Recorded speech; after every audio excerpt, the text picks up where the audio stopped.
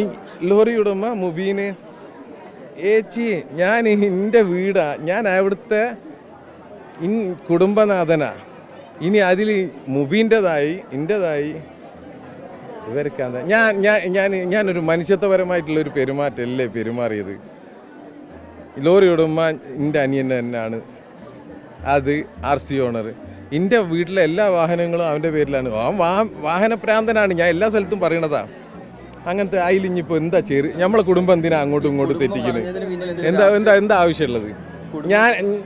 ഞാനും എൻ്റെ അനിയനും എൻ്റെ ഉമ്മ, നമ്മളൊരു രസമുള്ള ബ്യൂട്ടിഫുൾ കുടുംബം. ദയവ് ചെയ്തിട്ട് അതിനെ ആരും എല്ലാവരും കൂടിയിട്ട് ഞമ്മക്കുള്ളിൽ എന്തിനാ തല്ലുണ്ടാക്കിക്കുന്നത്?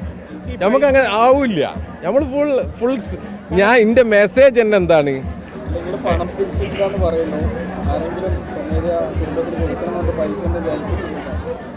ഏൽപ്പിച്ചിട്ടുണ്ടെങ്കിൽ ഞാൻ ഈ മാധ്യമത്തിനോട് വന്ന് പറയും. ഇതുവരെ ആരും നമ്മളെ അങ്ങനെ മോശക്കാരനായി കാണില്ല. ഞാൻ ചോട്ടാ മോട്ട എന്തായാലും നക്കാപ്പിച്ചക്കാരനല്ല എന്തായാലും. പ്ലീസ്, അത്ര ഒന്നും ഇതായിട്ടില്ല. ഈ ഒരു മൊത്തം സംരംഭം 5 പൈസ പിരിക്കാതെ ഞാൻ കൊണ്ടുപോയ ആളാണ്. അപ്പോൾ എന്നെ സംബന്ധിച്ചിടത്തോളം ഇപ്പോൾ തൽക്കാലം 2 തലമുറക്കൊക്കെ ഉള്ള നമ്മളെ വാപ്പന ഉണ്ടാക്കിയിട്ടിരിക്കുന്നു.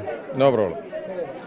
പിന്നെ രണ്ടാമത് ഇതിലൊരു ആരോപണം വന്നത് എനിക്ക് ഭയങ്കര വിഷമമുണ്ടായി. ഒരു സെൻഡ് ഓഫ് നടത്തിയിരുന്നു.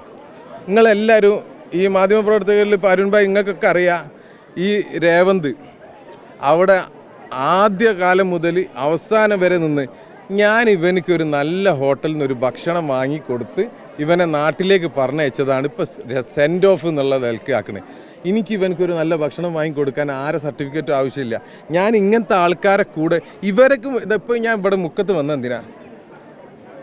എൻ്റെ ഒരു പ്രതിസന്ധി ഘട്ടത്തിൽ, എൻ്റെ പ്രതിസന്ധി പറഞ്ഞാൽ അർജുനെ നമുക്ക് നഷ്ടപ്പെട്ട് നിൽക്കുന്ന സമയത്ത് ഈ നാട്ടിലെ ഒരു പറ്റം ചെറുപ്പക്കാരവിടേക്ക് ഒരു ലാഭേച്ഛ ഇല്ലാതെ വന്നിട്ട് അവർ നടത്തുന്ന ഒരു പരിപാടിക്ക് അവർ വിളിച്ചത് പ്രകാരം ഞാൻ വരികയാണ്. ഞാൻ എൻ്റെ ശൈലി ഇങ്ങനെ, ഞാൻ ഈ താഴേക്കടുള്ള ആളുകൾക്കാണ് എന്താക്കണത് പ്രാധാന്യം കൊടുക്കുന്നത്.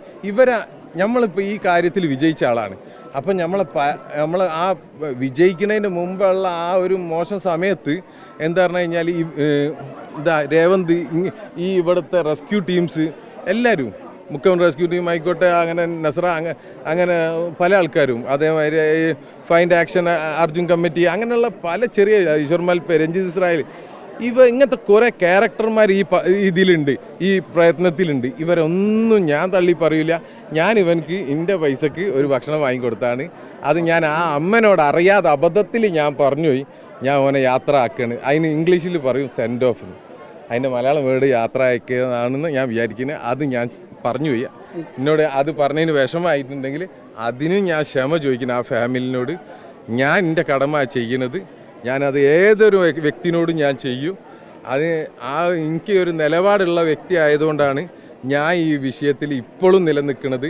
ഈ മൈക്കുകൾ എൻ്റെ മുന്നിലേക്ക് വന്നിട്ടുണ്ടെങ്കിലും ഈ കാണുന്ന ജനങ്ങൾ എൻ്റെ കൂടെ ഉള്ളതും ഒരു നിലപാടുള്ള വ്യക്തി ആയതുകൊണ്ട് മാത്രമാണ്.